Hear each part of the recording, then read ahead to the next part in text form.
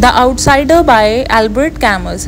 Albert Camus एक French journalist, writer और philosopher थे। ये पैदा हुए थे 1913 में अल्जीरिया में और 1960 में इनकी कार एक्सीडेंट में डेथ हो गई थी।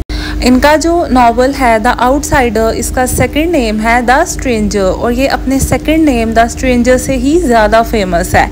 और इसको फर्स्ट इंग्लिश में ट्रांसलेट किया था स्टुअर्ट गिलबर्ट ने 1946 में और फिर उसके बाद मैथ्यू वार्ड ने भी इसे ट्रांसलेट किया था इंग्लिश में 1988 में। इस स्टोरी का जो मेन कैरेक्टर है, प्रोटैगनिस्ट है, वो है मरसॉल्ट।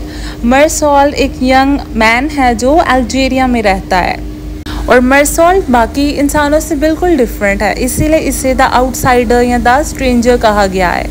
और वो बहुत ही इमोशनलेस सा इंसान है, कोई उसके बारे में क्या सोचता है उससे कोई फ़र्क नहीं पड़ता है। उसे सोसाइटी को खुश करने का, सोशल नॉर्म्स को फॉलो करने का कोई शौक़ नहीं है। मरसॉल्ट को खबर मिलती है कि उसकी मदर की डेथ हो चुकी है जो ओल्ड हाउस में रहती थी, लेकिन मरसॉल्ट को ये खबर सुन के कोई फ़र्क नहीं पड़ा है। बट अब वहाँ से कॉल आई है तो अपनी मदर का फ्यूनरल अटेंड करने तो उसे जाना पड़ेगा। जब वो जाता है तो उसकी मदर की डेड बॉडी ऑलरेडी कफन में पड़ी होती है और उसे होता है कि बस जल्दी जल्दी काम ख़त्म हो और वो अपनी माँ को आखिरी बार भी नहीं देखता। कहता है कि मुझे कोई ज़रूरत नहीं है कि मैं कफन को खोल के अपनी माँ को आखिरी बार देख लूँ। लेकिन उस रात क्या होता है कि उसे अपनी मदर की डेड बॉडी के पास उधर ही रहना पड़ता है, लेकिन वहाँ के जो केयर टेकर्स होते हैं वो बहुत ही बातें करते हैं उससे और वो बहुत अनॉय होता है उनसे। और उसकी मदर की अभी अभी डेथ हुई है बट वो मज़े से सिगरेट्स पी रहा है, कॉफ़ी पी रहा है, उससे कोई फ़र्क ही नहीं पड़ रहा है। वहाँ पर एक और आदमी होता है थॉमस पर्स, वो भी उसी ओल्ड हाउस में रहता होता है और उसकी मदर से काफ़ी क्लोज होता है और दुख की वजह से वो पूरा प्रोसेशन अटेंड करने में काफ़ी स्ट्रगल करता है, यानी कि वो काफ़ी दुखी होता है।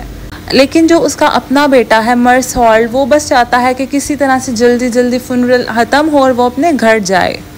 अब वो घर जाता है, वो देखता है कि उसकी लाइफ में उसकी मदर की डेथ के बाद कोई भी चेंज नहीं आया, वो जैसा पहले था वो अभी भी बिल्कुल वैसा है। अब अगले दिन वो बीच पे जाता है, वहाँ उसे एक लड़की मिलती है मारी, जो उसकी फॉर्मर कोवर्कर होती है और वो एक साथ टाइम स्पेंड करते हैं। लेकिन जब उसे पता चलता है कि मरसॉल्ट की मदर की अभी कल ही डेथ हुई है लेकिन इससे तो कोई फ़र्क ही नहीं पड़ रहा, तो वो काफ़ी सरप्राइज होती है, लेकिन बातों में वो बिजी हो जाती है और इस बात को इग्नोर कर देती है। अब मंडे को मरसॉल्ट का एक नेबर, उसका नाम है रेमंड, वो उसे डिनर पे इनवाइट करता है और उसे अपनी अरब मिस्ट्रेस के बारे में बताता है और कहता है कि अब वो मज़ीद रिलेशनशिप में नहीं है, लेकिन अब वो उससे रिवेंज लेना चाहता है।